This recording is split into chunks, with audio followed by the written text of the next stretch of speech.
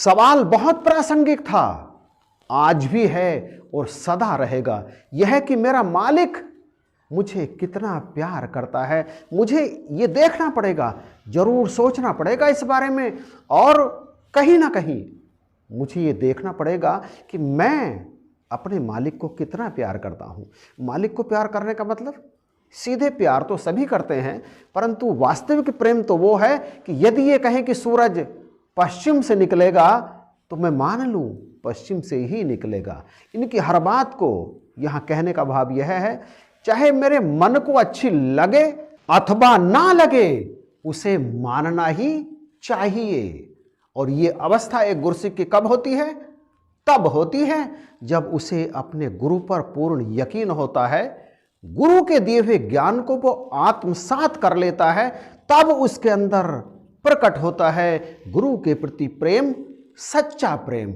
गुरु तो आरंभ से ही अपने गुरुसिखों से प्रेम करते हैं, बस कमी तो गुरुसिख की तरफ से होती है कि उसने अपने गुरु को अपने हृदय में कैसे बसा करके रखा है। प्यारे संतों महापुरुषों, ब्रह्म ज्ञान तो सतगुरु की कृपा से प्राप्त होता है, परंतु इस ब्रह्म ज्ञान पर दृढ़ता आती है प्यारे संतों महापुरुषों का संग करने से।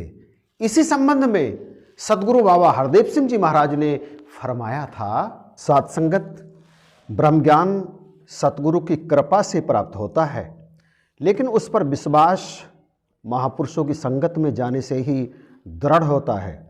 जैसे जैसे हम सत्संग करते हैं वैसे वैसे हमारा मन स्थिर होता जाता है, शांत होता चला जाता है, मन को शक्ति मिलती है, क्योंकि उसको पता लग जाता है कि सर्वशक्तिमान परमात्मा जो निराकार है उसके अंग संग है। सत्संग में आने से ही उसे विश्वास होता है कि सब सुखों को देने वाला, सब पदार्थों का दाता परमात्मा ही है। प्यारे संत महापुरुषों, हम सभी जानते हैं कि सत्संग समस्त सुखों की खान है।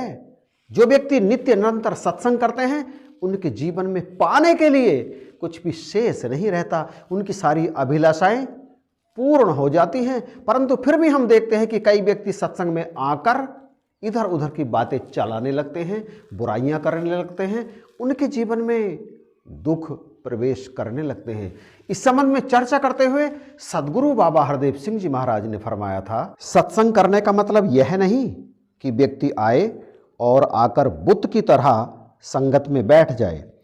संगत में आने का भाव यह है कि वह बड़े ध्यान से संतों महापुरुषों के विचारों को सुने और फिर घर जाकर एकाग्र मन होकर उन पर गहराई से सोचे। यदि ऐसा लगे कि कोई बात किसी वक्ता ने अपने स्वार्थ से प्रभावित होकर कही है तो उसे छोड़ दे, परंतु जिन बातों में कहने वाले का कोई निजी स्वार्थ ना हो, जो परोपकार के ध्यान में कही गई हो, उन बातों को पूरी तरह से अपने अमल में लाए, अपने जीवन को उनके अनुसार ढाले। इस प्रकार सेवा वही है जो हुक्म में की जाए, अपनी मर्जी से कुछ करना सेवा नहीं कहलाता।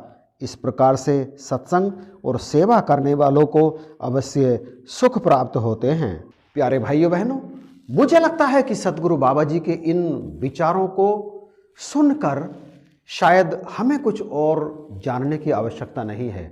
सत्संग करें, सेवा करें, सिमरन करें और ब्रह्म ज्ञान को आत्मसात करें। जो बात करनी है इससे करें तो फिर शायद कुछ शेष बचेगा नहीं जीवन में सुख प्राप्त करने के लिए। तो बख्शिश करो, कृपा करो। इस वीडियो के बारे में अपनी राय को कमेंट में ज़रूर बताइएगा। पसंद आया है तो लाइक और शेयर करना इससे बिल्कुल भी मत भूलना। और यदि अभी तक आपने चैनल को सब्सक्राइब नहीं किया है तो प्लीज़ सब्सक्राइब कीजिएगा, ताकि इसी तरह की वीडियो सबसे पहले आपको प्राप्त होती रहे। इन्हीं शब्दों के साथ आप सभी को जय हिंद, नमस्कार और प्यार भरी धन्यवाद।